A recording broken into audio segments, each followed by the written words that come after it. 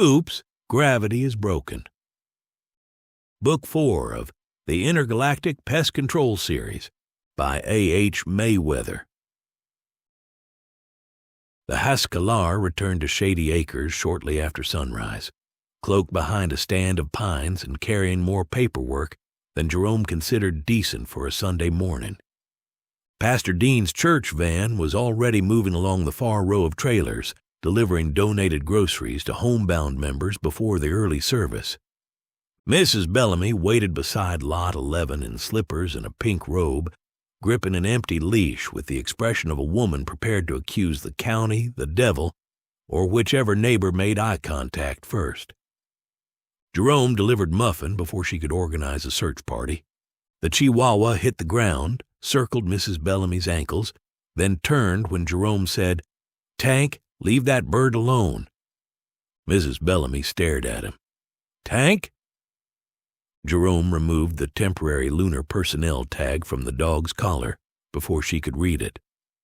Nickname? He has never had a nickname. He's been broadening his professional experience. Her eyes narrowed. Where was he? Jerome glanced at Kevin, who stood beside the truck in gray coveralls, gloves, boots, and a dark respirator hood concealing his braced left antenna. A jointed medical frame supported his injured leg, and he held his cracked shoulder stiff beneath the fabric. Kevin found the gravel fascinating. "Confined space job," Jerome said. Mrs. Bellamy drew breath for another question, but Jerome was already walking away. They had nearly reached Lot 12 when the ship spoke through his communicator. "Acting Captain Pritchard, an authorized commercial regulation vessel is approaching." Jerome stopped. "Authorized by who?"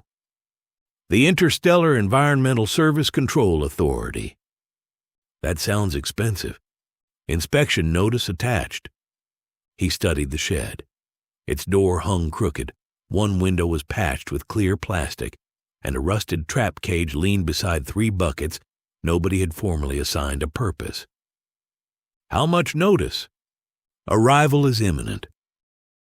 Once Mrs. Bellamy disappeared inside her trailer, Kevin removed his hood and respirator. His braced antenna rose cautiously into the morning air. A shadow crossed the secluded clearing behind Lot 12. Something descended between the pines without sound, enclosed in a smoked glass capsule supported by 6 narrow mechanical legs. They unfolded as it landed, setting the capsule upright with the careful dignity of a church deacon lowering himself onto a folding chair he did not trust. Inside floated a pale, delicate creature with long hands and a body built from folded cloth and worry. Several inspection arms opened from the capsule's sides. A translated voice emerged from its speaker. "Inspector Orl, Commercial Licensing Division. State the location of your registered facility." Jerome pointed at the shed. The capsule remained silent for several seconds. "That structure? That is the business office, chemical storage, equipment maintenance, and occasional employee housing." Kevin's good antenna lowered. Orl turned toward the invisible ship, then back to the shed. "This inspection will determine whether Pritchard Pest Control may continue interstellar operations. Failure may result in immediate commercial suspension." Jerome adjusted his cap. "Well, you sure know how to make a man regret answering the phone." Inspector Orl started with the records, which Jerome considered unfair. Records were where a business stored the parts of itself least likely to survive inspection. Jerome set a metal cash box on the workbench. Inside were 3 years of receipts, 2 expired insurance cards, his Pine County operator's license, several unpaid invoices, and a certificate proving he had completed 8 hours of continuing education in termite identification. Orl lifted the license with a mechanical arm. "This authorization applies only within Pine County. That county has been sufficient for most of my career. It does not extend to lunar installations. They didn't have a local provider." Orl placed the license aside. "Your vessel remains registered to the Catheric Continuance." Jerome glanced at Kevin. Management transferred it. I possessed authority as the last active Catheric crew member, Kevin said. Do you have witness documentation? The ship recorded the transfer. The ship is the disputed property. Jerome frowned. That feels like asking a stolen cow to testify about the fence. The capsule produced a brief tone. We will address the vessel separately. Identify your employee classification. Kevin straightened despite his brace. Apprentice field technician. Employment agreement? Jerome searched the cash box and found the scrap of shirt from which Kevin's original company patch had been cut. That is a uniform remnant, Orl said. It demonstrates commitment. It demonstrates scissors. Orl faced Kevin. Did you freely accept this position? Yes. What compensation do you receive? Kevin paused. I receive shelter, nutritional access, technical responsibility, practical instruction, and continued biological function following professional error. The shed became quiet. Jerome lowered his eyes to the cash box. That last one ain't compensation. It was not standard under previous management. Orl recorded something. What are your assigned working hours? They vary according to biological emergency. Rest requirements? Jerome tells me to sit down when my injuries become visually alarming. That is a medical policy in plain language, Jerome said. Who pays for treatment resulting from employment? The lunar client provided treatment. And future treatment? Neither answered. What share of contract compensation belongs to you? Kevin glanced at Jerome, who looked toward the ceiling as if a more organized man might have written the answer there. Orl continued. May you resign? Yes, Kevin said. The word came quickly. The pause afterward did not. At present, your apprentice has no contract, defined compensation, medical entitlement, or independent registration. Under several applicable systems, he may be interpreted as surviving technical crew attached to the vessel rather than a voluntary employee. Jerome closed the cash box. Kevin ain't attached to anything. Your records do not establish that. Kevin stood beside the workbench with his damaged antenna, his repaired patch, and the posture of somebody waiting for another person to decide his place for him. For once, Jerome had no argument ready. Orl requested 6 minutes of private review and sealed the smoked glass around his capsule. Jerome turned to Kevin. You expect wages? Kevin's good antenna moved cautiously. I had not established whether the apprenticeship included currency. It includes getting yelled at near dangerous animals. I classified that as instruction. And you know you can leave? Yes. Again, too quick. Then why'd you hesitate? You provided shelter without requesting compensation. I assumed continued access depended upon usefulness. The answer landed harder than anything Orl had written down. Jerome had thought food, a bed, and a place at the workbench explained themselves. Kevin had spent too long under management that explained nothing except consequences. Your room ain't payment, Jerome said. Kevin's antennae shifted. Then what is it? Jerome reached for the channel locks because tools were easier than the rest of that answer. They would not move. He pulled harder. The pliers sat on the bench like they had roots. Kevin, I did not quarantine them. An empty bait box slid toward the far wall. The extension cord above it leaned in the same direction, though the shed door was shut. Jerome set down his coffee. The liquid remained tilted inside the level cup. Orl's capsule opened. It stood lower on its 6 legs. We will continue with the physical inspection, he said, though his translated voice sounded thinner. Jerome watched an inspection arm extend toward a trap cage. You feeling all right? Earth's gravity is more demanding than published data suggests. Kevin activated his scanner. Local surface gravity matches the recorded value. Then the discrepancy is biological adjustment. Orl lifted the cage. The arm shuddered and lowered it again. Loose screws rolled across the workbench and gathered beneath the leaning cord. One capsule leg pressed hard enough into the floor to creak the plank. "Combustible storage is improperly separated," Orl said. "That shelf has never caught fire. This is not a safety standard. It's a strong historical indicator." The channel lock suddenly came free and struck Jerome in the chest. Orl's capsule chimed. Average gravitational compensation operating within normal tolerance. At the same moment, one inspection arm sagged against the capsule. Jerome rubbed his chest and studied the diagnostic light. "Machine says you're fine. You look like you're carrying the machine." Orl insisted on continuing.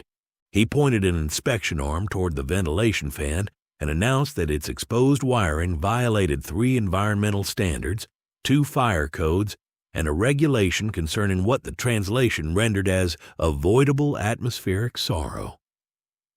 Jerome followed the arm to the extension cord running through a hole in the wall. "Fan works. The insulation is damaged. Still works. That is not a defense."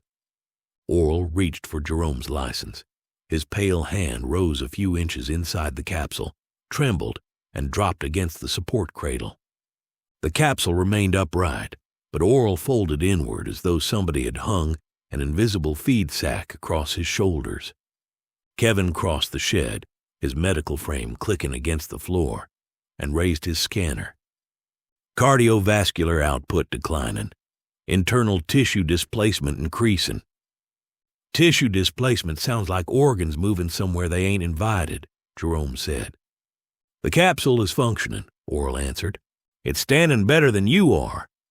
Average gravitational compensation remains within tolerance." Jerome studied the pale body sagging inside the machine and the dark seams beneath its housing. "Something's feeding on him. My capsule is sterile. So are hospitals, according to signs posted by hospitals." Kevin's scanner chirped. "There are living organisms distributed throughout the compensation system." Jerome pointed at Orl. "There you go. They are not parasites." A tiny dark speck emerged from a capsule joint, moved across the metal, then dropped upward into the underside of the workbench. Jerome watched it disappear. "That one appeared to be resigning." Orl's breathing quickened. "Open the lower service housing." Kevin knelt and released 2 recessed catches. A panel unfolded beneath the capsule, revealing a black cartridge threaded with silver channels finer than hair. "Biological mass is below registered capacity," Kevin said. Orl closed his eyes. "The organisms," he explained, "were extreme gradient mass symbionts harvested near black hole event horizons. His species could not endure strong planetary gravity without them. They did not reduce his mass or weaken Earth's gravity. Instead, they made thousands of microscopic corrections throughout the capsule, shifting apparent weight away from Orl's delicate organs and into the mechanical frame. The total load remained the same. The system merely decided where that load was carried. They could reproduce only under extreme tidal forces near an event horizon. Earth could not support a breeding population, but escaped individuals could still make local corrections wherever they found uneven gravitational strain. Jerome looked beneath the workbench. "So they ain't eating you. They are preserving me. Not with much enthusiasm, it seems," Jerome said. The capsule still registered normal total output because the escaped creatures remained nearby and continued shifting weight around the shed. Its diagnostic could measure the combined correction field, but not whether those corrections remained centered around Orl's organs. Jerome nodded. "Machine knows the fleas are working. It just don't know they quit working for you. They are not fleas. Anything small enough to lose, expensive enough to matter, and willing to leave the host during business hours is a flea." Kevin's scanner sounded a warning. Current population is below the minimum required for stable organ support. Orl forced his eyes open. Estimated safe duration? Less than 50 local minutes. Considerably less if additional symbionts depart. A second warning appeared across Kevin's scanner. He studied it without translating. Jerome noticed. "What's that one?" "The capsule has begun reducing support to non-essential musculature." Orl's right inspection arm locked against the housing. Outside, Jerome's truck gave a deep metallic groan. Its rear suspension dropped hard enough to shake the windows. Kevin turned toward the door. "The missing organisms have detected another unstable load." Jerome reached for his cap. "Good. Now we know where the little traitors went." The truck sat nose high, its rear tires buried until the wheel wells nearly touched rubber. "The vehicle's mass remains unchanged," Orl said, as his capsule followed them outside. "Its apparent weight has been redistributed." Jerome examined the compressed suspension. "It has found a dramatic way to express that." He opened the cargo doors. A wire cage floated against the ceiling. A toolbox had crushed one corner of the shelving and embedded itself in the metal. When Jerome pushed the cage down, it offered almost no resistance. "That one weighs nothing." "Only locally," Kevin said. "Its missing load has been transferred elsewhere." "Toolbox got greedy." Jerome climbed inside. One step nearly launched him upward. The next brought him down hard enough to make both knees complain. "Avoid abrupt movement," Orl said. That guidance arrived after the abrupt part. Under Jerome's work light, tiny black flecks moved along a rusted suspension bracket. One released its grip and fell upward beneath the truck bed. Jerome reached for a hand duster. "Do not apply poison," Orl said sharply. "The symbionts store correction stress while they work. If killed before releasing it gradually, the full transfer may return to the supported structure at once." "How much return?" A washer slid across the truck bed and trapped one of the specks against the wall. The flea vanished with a metallic tick. The washer slammed downward, punched a dent into the floor, and bounced into the shelving. Jerome returned the duster. "Non-chemical treatment, always good to keep options open." He placed a hydraulic jack beneath the rear axle. As he raised it, the black specks moved away from the changing load. Kevin tracked them with the scanner. "They are following the point where the suspension is adjusting most rapidly."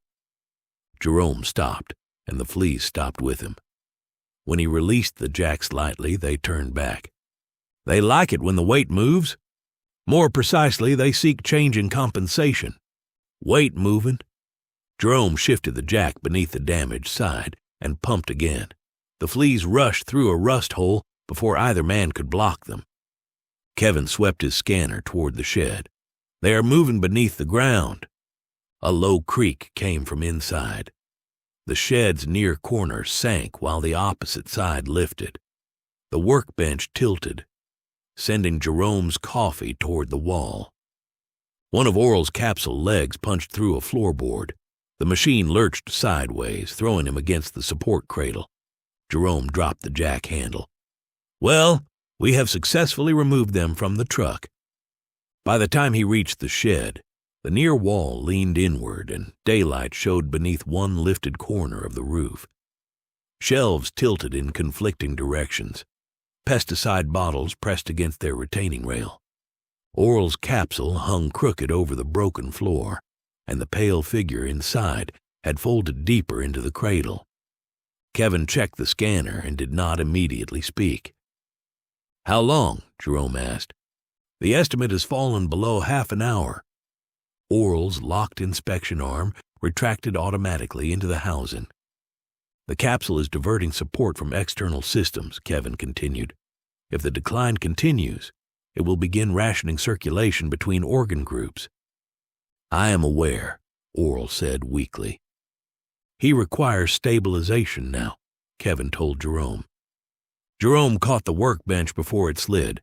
"I am currently working on stabilization of building." Batch 37 increased my cardiovascular activity during an earlier terrestrial emergency, Kevin said. Jerome stared at him. You described it as medicinal, Kevin added. I described it as medicinal because Randy was watching an allegedly Danish employee drink moonshine beside a livestock trailer. The substance produced measurable benefits.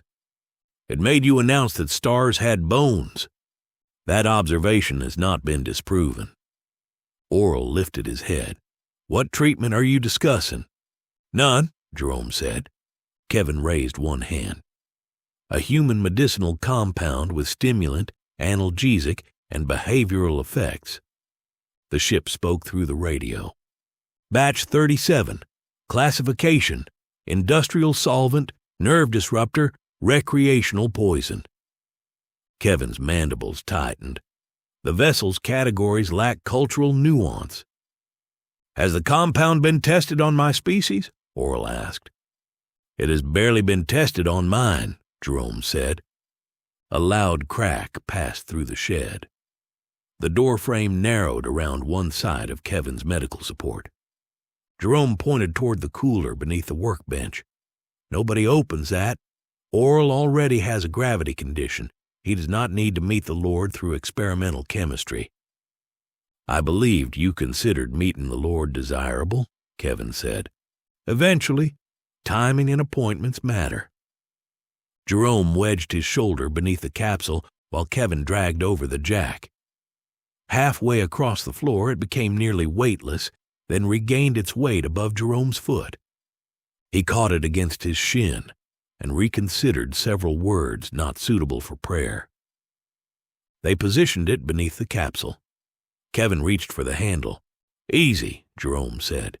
Your leg frame is already fighting the floor. The capsule requires immediate stabilization, and you require not tearing open whatever the moon doctors fixed. Kevin's good antenna angled toward Orl. Jerome held out his hand. You tell me where, I'll do the lift. After a brief hesitation, Kevin shifted aside and directed him through the scanner readings. 2 centimeters left, raise by 4, stop. Jerome stopped. Your response time was acceptable. High praise.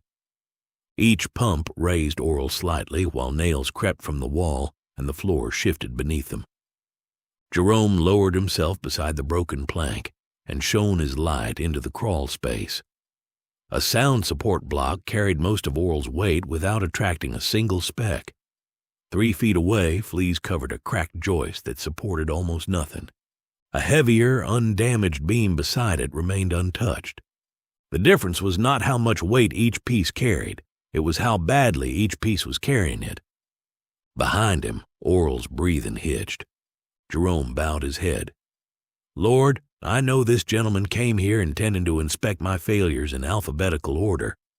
I would still appreciate enough time to keep his insides on speaking terms. Then he studied the split wood again. They ain't after heavy.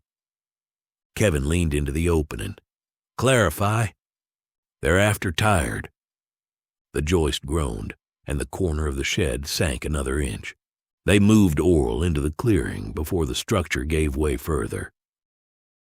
Once the capsule stood on solid ground, Kevin opened its lower housing. A hairline fracture crossed the neck of the black cartridge. The fracture must be sealed before collection, he said. Otherwise, returning organisms will detect the pressure loss and leave through the same opening. Jerome reached toward his pocket. No duct tape, Kevin and Orl said together. Good to see medical distress has not damaged teamwork, Jerome said. The ship fabricated a repair collar and a detachable collection manifold. Kevin explained the arrangement while he fitted the pieces. The cartridge would remain inside Orl's capsule, physically connected to the microscopic channels surrounding his organs. A flexible biological umbilical would run from that cartridge to the remote manifold. Any flea entering the manifold would travel through the umbilical and back into Orl's circulation system. The manifold was not a second cartridge. It was only a temporary entrance they could place inside the lure. The umbilical was no thicker than Jerome's smallest pesticide hose. Silver pulses moved through its translucent wall in time with the weakened cartridge. Fabrication cost has been deducted from the remaining lunar credit, the ship said. Jerome looked toward the invisible hull. Naturally. Kevin fitted the collar over the fracture. Orl rejected the first seal because it altered the entrance gradient by 2%. The symbionts may refuse an unfamiliar channel profile. They abandoned a certified life support system for a rusty truck, Jerome said. Their standards have loosened. Kevin recalibrated it anyway. The second test held. His scanner sounded again. His condition is continuing to decline, Kevin said. Orl looked toward the incomplete manifold. The first seal was outside tolerance. I know. Kevin's voice had lost its earlier patience. He checked the repair himself, then carried the manifold into the clearing, the thin umbilical uncoiled behind him, still pulsing silver between the remote intake and Orl's capsule. The Hescalar fabricated a flexible steel beam, 2 counterweights, a collection housing, and enough cable to suspend a small bridge or restrain a large Methodist disagreement. Jerome added hydraulic jacks and an old sprayer frame a customer had once backed over. Orl directed the assembly. The left support is misaligned. It's meant to be. The rear cable displays visible wear. There's a new one beside it. The beam is not centered. Jerome looked up from the jack. Inspector, a machine in perfect balance ain't tired. It is also less likely to collapse. That is why it has safety cables. Orl adjusted one. Jerome moved it back. Kevin watched them. Jerome is introducing controlled structural inefficiency while preserving independent load protection. That is the nicest thing anybody has ever said about poor workmanship. They mounted the manifold at the center of the rig and programmed the counterweights to shift between uneven supports. The umbilical ran across the grass to Orl's capsule, protected beneath a row of overturned trap cages so nothing heavy could fall directly on it. The first activation produced a smooth rocking motion. Each support accepted and released its share of the load without strain. Nothing happened. The system is functioning correctly, Orl said. That's the problem. Jerome shortened one cable, lowered a jack, and moved a counterweight off-center. Now one side of the beam recovered from each shift slightly later than the other. The total weight stayed constant, but the path carrying it changed with every cycle. The beam flexed lower on one side, then recovered with a sharp metallic groan. Chalk dust beneath the shed began to move. Multiple distortions are leaving the foundation, Kevin said. Tiny black specks crossed the ground toward the rig. They gathered first on the strained supports, then followed the changing load toward the manifold at the center. The first entered the intake. A silver pulse traveled the length of the umbilical and disappeared into Orl's cartridge. His breathing eased. Kevin watched the scanner for several seconds. The decline is slowed. It is not reversed. Your structural fatigue assessment appears accurate, Orl said. Jerome glanced at him. You can write tired if the form has room. Then the ground beneath the cloaked Hescalar settled with a deep crunch. The larger cluster has not entered the lure, Kevin said.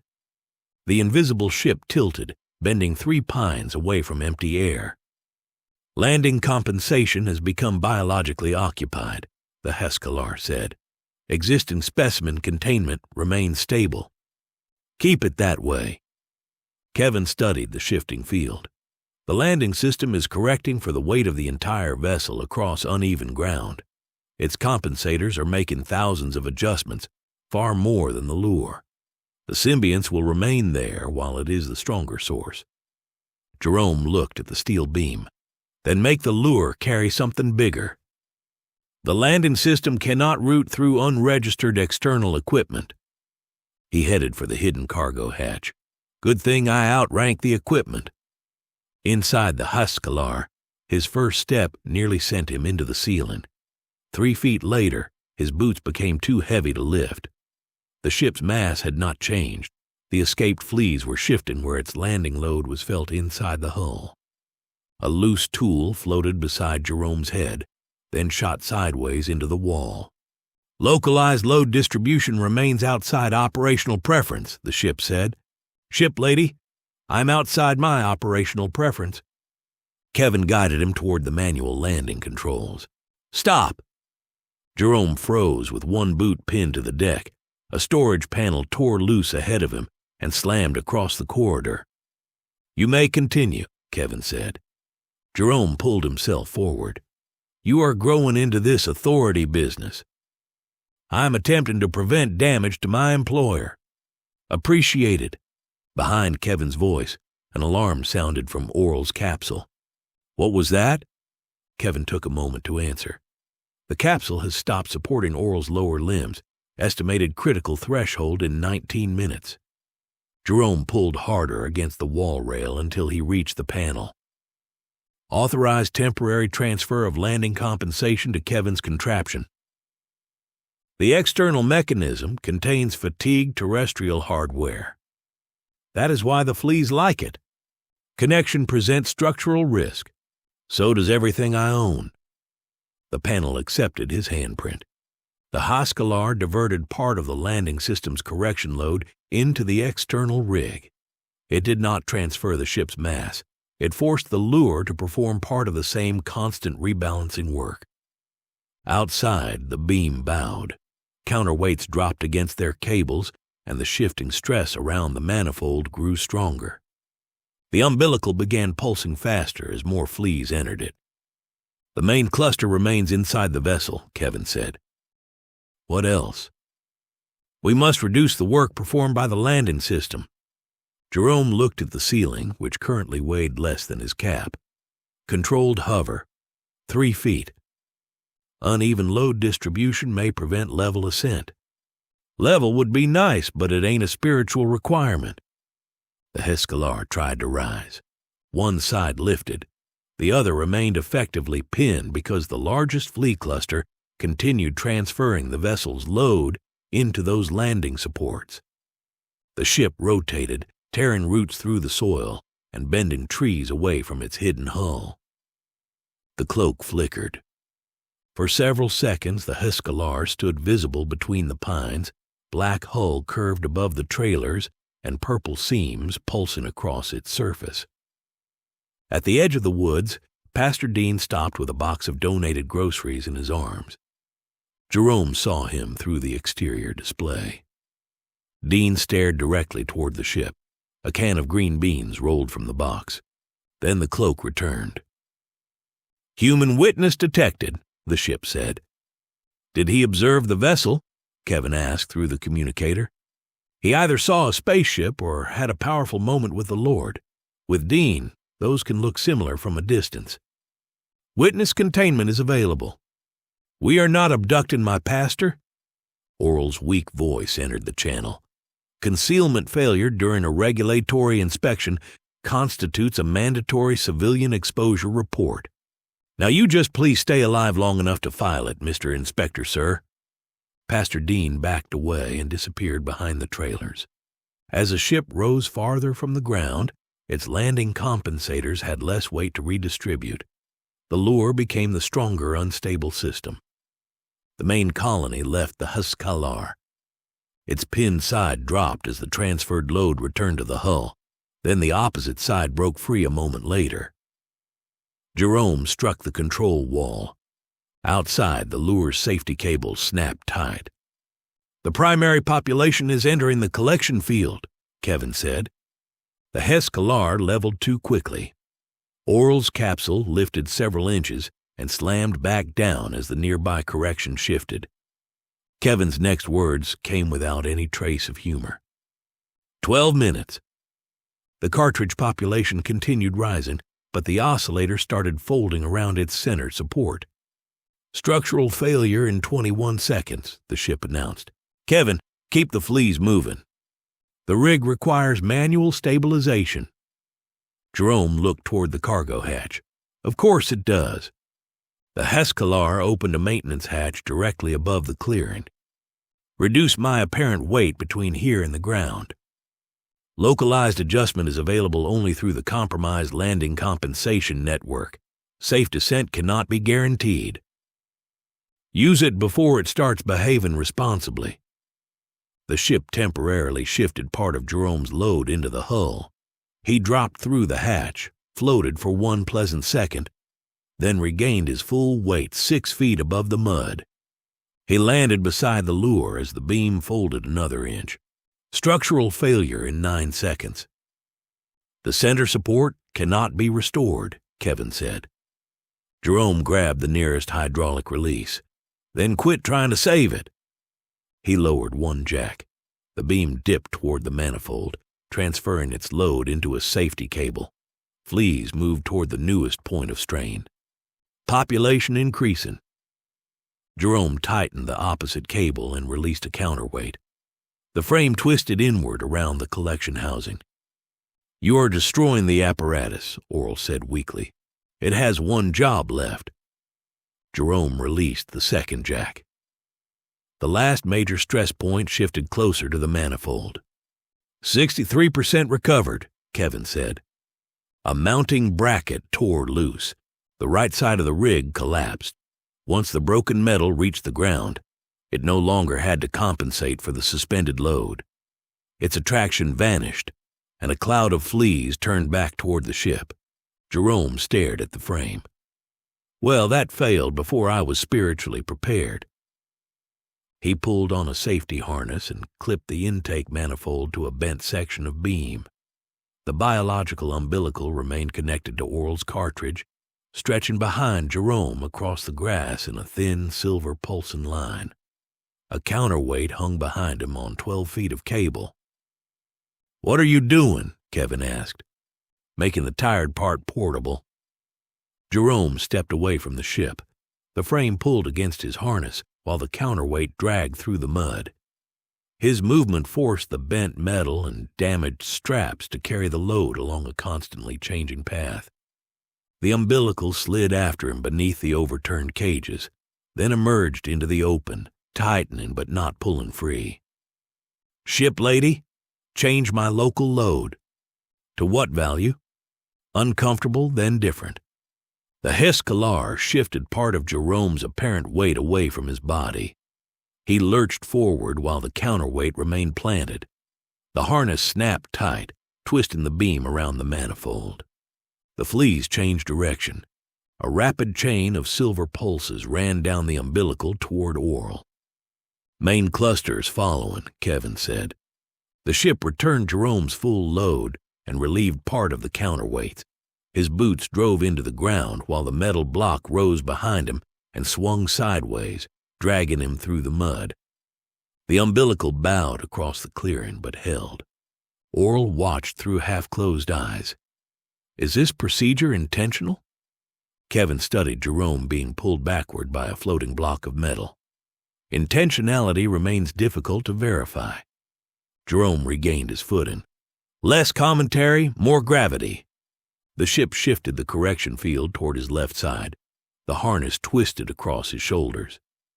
Fleas raced along the damaged beam toward the manifold, following the point where the load changed fastest. Each one produced another flicker through the translucent umbilical. "Minimum viable population reached," Kevin said. Jerome spotted another cluster moving across the cable. "Seal it?" Kevin checked the harness, the trailing cluster, Orl's medical readings, and the tension along the umbilical. "Not yet. 4 seconds." "That sounds like your call." "It is." A strap began to tear. 3 seconds. Jerome leaned forward, forcing the remaining load onto the frame. The final cluster crossed onto the manifold. "Now," Kevin ordered. Jerome released the cable, and Kevin sealed the manifold. A last bright pulse traveled through the umbilical into Orl's capsule. The returned symbionts spread through the repaired cartridge's microscopic circulation channels, lighting the silver pathways in sequence around his body. The ship ended the external load transfer. All apparent weight returned to its ordinary distribution. Jerome, the beam, the harness, and the counterweight dropped into the mud. For several seconds nobody spoke. Then one of Orl's capsule legs straightened. A second followed. The locked inspection arm released from its housing, though Orl did not attempt to use it. "Internal support is re-establishing," Kevin said. "Organ displacement is reversing." Only then did his voice loosen. Jerome remained face down. "Thank you, Lord, though I continue to question the presentation." He stayed there until Kevin confirmed that all major clusters had been recovered. "Major clusters?" Jerome asked. "A small number of microscopic organisms remain outside containment. That sounds like another work order." "It is not," Orl said. His capsule stood steadily now. Kevin had removed the temporary manifold and umbilical, sealed the access point, and restored the repaired cartridge to its normal closed circulation. "Away from unstable loads, the remaining symbionts will have nothing to compensate for," Orl said. "They will release their stored correction gradually, enter dormancy, and eventually expire. They cannot reproduce here." Jerome pushed himself upright. "Anything in Pine County likely to wake them?" "Only the arrival of a black hole. County Commission has approved worse." Orl regarded the ruined lure, then Jerome. "Your diagnosis and recovery method were effective." Jerome wiped mud from his face. "You might want to wait till you see the bill." After several minutes, Orl reopened the inspection record. Jerome washed mud from his hands and prepared to hear his livelihood pronounced dead in several systems of measurement. "Chemical storage lacks proper separation," Orl said. "Electrical wiring is exposed. Ventilation is inadequate. The foundation is unsound. The foundation recently experienced unusual pressure. The damage predates the pressure." Jerome considered the leaning wall. "Some of it." "Your terrestrial license does not cover off-world operations. You possess no formal incident response plan, verified employee medical policy, or documented compensation structure. Your inventory includes 3 traps without readable identification marks, a sprayer frame that should have been retired, and a truck whose suspension has entered a condition I would classify as philosophical." Jerome nodded. "That all sounds fair." Kevin looked at him. "I can recognize fair. I just do not prefer it." "During the incident, you also overrode certified vessel safeguards and constructed an unauthorized gravitational recovery device from fatigued components. Device worked. It collapsed. After working." Orl raised a recording arm. "Additionally, the exposure of your vessel to a local civilian must be reported." Kevin's good antenna lifted. "Will the report include the initial containment failure?" Orl became still. "The cartridge fracture existed before landing," Kevin continued. "Its pre-flight inspection did not detect the defect. The diagnostic system measured total correction output, but failed to verify that the support remained centered around your body." Orl folded his hands. "You also continued the audit after recognizing physical symptoms. This allowed the symbionts to disperse through an inhabited foreign environment. Jerome identified their behavior, sealed the fracture, recovered the organisms alive, and prevented your death." Jerome wiped mud from his cap. "When you list it that way, I sound organized." Kevin ignored him. "I am prepared to certify the complete sequence for your superiors." Orl's capsule lowered slightly. "Are you attempting coercion?" "I am attempting accuracy. Its consequences are not my responsibility." Silence settled over the clearing. Orl looked at the repaired cartridge, then at the twisted remains of the lure. "The defect was mine to identify before descent. Continuing the inspection after the first symptoms increased the consequences." Kevin's antenna eased by a fraction. "The containment failure will be filed as a regulatory equipment incident under my inspection record," Orl continued. "The civilian sighting will be filed separately as a concealment exposure. It cannot be omitted, but it will not be attributed to operator negligence unless the witness is mishandled. Jerome looked toward the trailers. Define mishandled. Threatening, detaining, chemically altering, or abducting the witness. The ship suggested one of those. The ship is not the license applicant. The Hescalar spoke through Jerome's communicator. Clarification accepted. Orl resumed. The primary incident classification will state that defective regulatory equipment produced an unforeseeable field emergency. The license applicant performed necessary adaptations under inspector supervision. Jerome glanced at Kevin. That supervision was unconscious for portions. Orl's eyes narrowed. Do not improve the wording. He granted Pritchard Pest Control a conditional interstellar operating license subject to facility repairs, proper chemical storage, an emergency response plan, verification of the Huscalar's ownership, and a documented non-coercive response to the civilian exposure. Then he required a formal employment agreement for Kevin. Jerome looked at his apprentice. That part ain't just a license condition. We should have done it already. They drafted the agreement on Orl's display. Kervik's Nal Seth appeared first, followed by Kevin in parentheses. The agreement granted Kevin 15% of net contract revenue after direct job expenses, medical care regardless of fault, mandatory rest whenever his scanner crossed established danger thresholds, and independent technical authority in matters of biological or vessel safety. Jerome retained the right to order him to sit down before the scanner became alarming. Orl objected that the final provision lacked objective criteria. Jerome objected that Kevin had once continued working while partially dissolved. They retained both clauses. Kevin studied the housing clause. Is shelter contingent upon continued employment?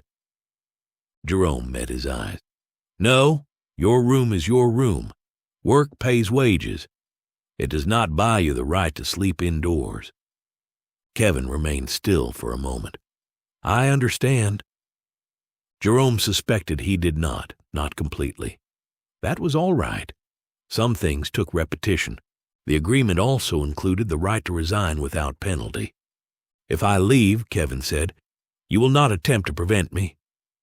Jerome adjusted his cap. I might complain. That is not prohibited. Then yes, you can leave. Kevin signed, and Jerome added his name beneath it. Orl's capsule printed 2 thin copies of the agreement. Kevin accepted them with both hands. He read his full Catheric name at the top of the first page, checked the resignation clause again, then folded one copy with careful, exact creases. He slipped it into the inner pocket beneath his repaired company patch. The second copy went into Jerome's cash box on top of the expired insurance cards and unpaid invoices. Jerome closed the lid. The ship spoke through his communicator. Ownership verification request submitted. Submitted where? The Catheric continuance has acknowledged receipt. Kevin's antennae went rigid. Before either of them could speak, Jerome's phone chimed with a voicemail from Pastor Dean. He played it aloud. Jerome, this is Dean. I completed the grocery delivery. When convenient, I would appreciate discussing an unusual object I observed near the woods. I have prayed about it, but the object remains unusual. Jerome stopped the message. Orl opened a new incident field on his display. Your civilian response documentation may begin with that communication. Jerome surveyed the damaged shed, the crippled truck, Kevin's contract resting safely in 2 places, and the invisible ship that had just informed its former owners where to find it. I preferred the Fleas, he said. All right, this is Jerome with a quick message to you. If you enjoy this particular professional disaster, hit the like button and subscribe to A.H. Mayweather's channel. Apparently that helps the little machine recommend us to folks who might enjoy questionable moonshine, alien paperwork, and professionally managed chaos. The next catastrophe ought to be on the screen in front of you. If it ain't, check the Interstellar Pest Control playlist. If you're looking for other books or audiobooks by A.H. Mayweather, the website's in the description. Thanks for listening. And remember, if it scratches, bites, glows, or violates the known laws of physics, call somebody qualified. If they're unavailable, call Pritchard Pest Control.